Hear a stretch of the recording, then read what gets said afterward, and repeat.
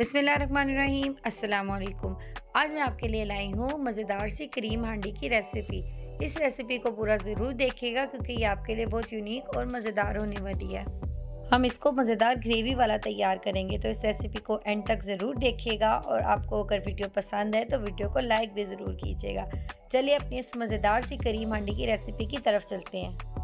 तो इस रेसिपी के लिए जो इंग्रेडिएंट्स हमारे पास है उसमें मेरे पास है 1 किलो चिकन, 1 लहसुन जिसको मैंने बारीक चॉप करके रख लिया, 3 अदद छोटे साइज़ के प्याज जिनको मैंने बारीक चॉप करके रख लिया, 1 कोलपर क्रीम की डिब्बी और 1 प्याली दही।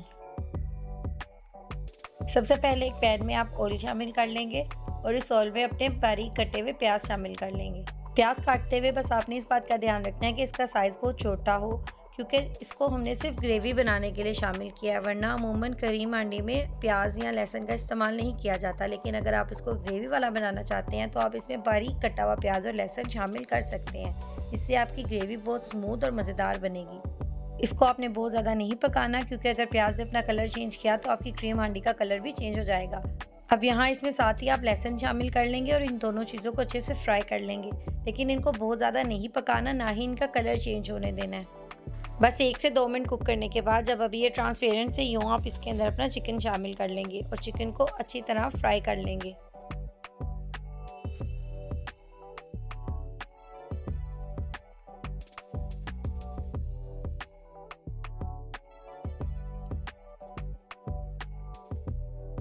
यहाँ पर आपको चिकन को भी बहुत ज़्यादा नहीं पकाना, ना इसका ज़्यादा कलर चेंज होने देना है, क्योंकि अगर चिकन बहुत ज़्यादा देर तक पकाया तो प्याज़ों का कलर भी ब्राउन होने लगेगा, जिसकी वजह से आपकी क्रीम हांडी का असल रंग जो है वो ख़त्म हो जाएगा।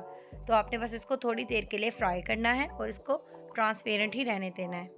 अब आप इसमें जस्ट 1 चम्मच भर के नमक का शामिल कर देंगे। इसके अलावा यहाँ इसमें कोई भी चीज़ शामिल नहीं की जाएगी। बिलीव मी, अगर आपने ये सादा और मज़ेदार सी रेसिपी एक दफ़ा ट्राई कर ली तो आप नेक्स्ट टाइम हर बार क्रीम हांडी इसी रेसिपी से बनाएंगे। तो इस रेसिपी को पूरा ज़रूर देखिएगा और एक बार ज़रूर ट्राई कीजिएगा।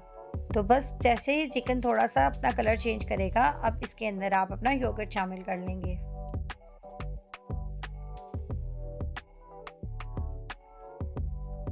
दही शामिल करने के बाद आप इसे अच्छे से मिक्स करेंगे और इसे कवर करके 10 से 15 मिनट के लिए छोड़ देंगे मीडियम फ्लेम पर, ताकि दही का पानी भी ड्राई हो जाए और चिकन भी अच्छे से गल जाए।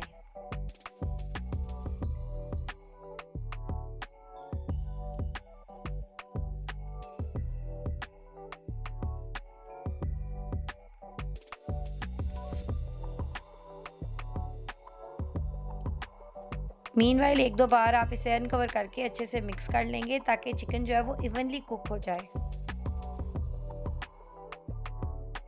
तो बस तकरीबन 20 मिनट के बाद आपका दही जो है वो ड्राई हो चुका होगा और ग्रेवी कुछ इस तरह नज़र आएगी।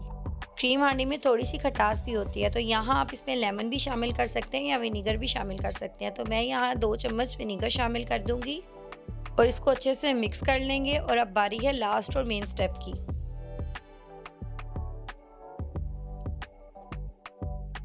तो अब आप इसमें अपनी क्रीम शामिल कर देंगे और क्रीम शामिल करना सबसे ज़्यादा क्रूशियल स्टेप है, क्योंकि क्रीम को आपने बहुत ज़्यादा कुक नहीं होने देना। अगर क्रीम को आपने ज़्यादा पकाया तो ये क्रीम की जगह ऑयल बन जाएगी।